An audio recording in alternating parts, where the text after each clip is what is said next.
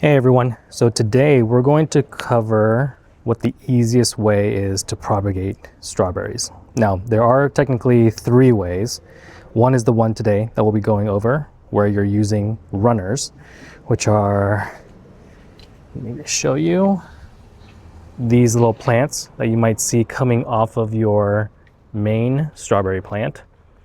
The second way is through division, where if you have like an older, maybe 3-year-old plant, 4-year-old plant that has multiple crowns, which they naturally grow over time, if you have one of those, you can technically dig it up and split it out into multiple plants there. And the last one is, of course, just grabbing the seeds from the strawberries themselves and planting those, which is the hardest one. Now, there's a couple of reasons why you may want to propagate them. One is you just want more strawberry plants, which is what I am doing right now as well, as you can see. Two, strawberry plants do tend to not produce as much fruit around year 3 or year 4. So for me, as these pockets, some of the older plants, they might get, they're not producing as much fruit. I'll pull them out. It also gives me a good time for my towers to add more soil and compost. And I'll plant a new one. So as you can see, these are fantastic for getting some runners on the pocket right next to it and just planting a new one on the pocket to the left or right. In addition, this is another tower that I have. If you've seen some of my other videos, you'll know that I planted these on the same time. And this plant and this plant were planted on the same breed at the same time. And this one's not performing as well. So I plan on, even though I just planted this year, I plan on ripping that one out and putting a new runner as well. Since I have so many runners, might as well, take out the low performing ones and putting them in, or taking out some of the older plants as well to put them in there as well. That way I always have some younger strawberry plants that I can continuously propagating year over year. All right, so now that we know what we're doing, or at least today what we're going to be doing and why, let's go over the how. So one, you don't want to just take any runner. So for a good example might be, actually let me go back to the other plant. Right here, this is technically a runner, but nothing has grown yet, as you can see. It's just starting to bud. Even something like this, that might look pretty good, right? You got some leaves going here. But what you want to do is a good crown, so something that's thicker than this, but also you want something that has already little buds. So here's one bud, but you want a number of them to start poking out too, because those are going to be the new roots. So a great example, this one has a really solid crown, 2 leaves. I'm just looking for a few more buds before I put them into the ground somewhere else or a new pot.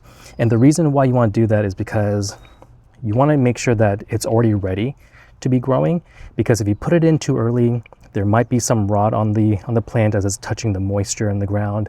So you want to make sure that they're ready to go. So here I have a great example. This one right here, check that out. Really good sized crown. Look at all these roots that are just ready to go, right? Got 2 good leaves right here, more coming in soon. So this is a great candidate for us to propagate. Unfortunately, this one's not low enough for our demonstration today, so I will be using this one. But this one, again, has the same great qualities.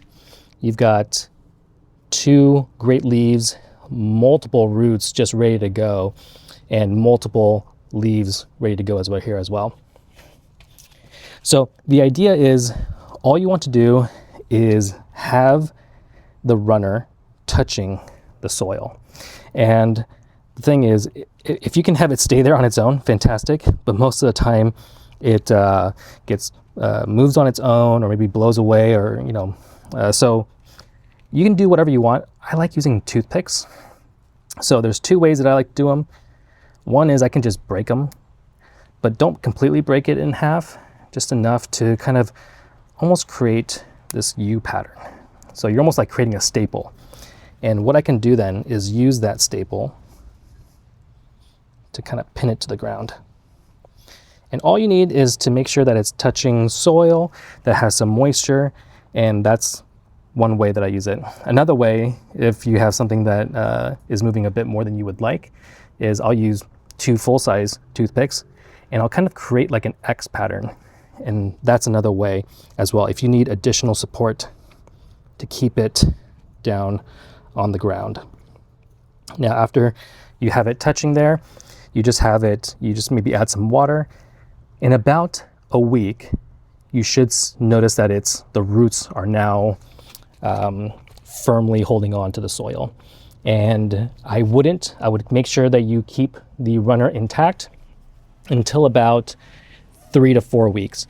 You want to make sure that it's got a good hold of the soil. It's got multiple good leaves as well for growth. And that's when you want to take off the runner, almost like an umbilical cord, because otherwise it's no longer getting nutrients from the mother plant. So an example, as you can see here, this runner just went over to this one right here. You can see that little U pattern staple that I had with the toothpick. This one is, I'm yanking on the leaf, and you can see it's got a pretty good strong hold.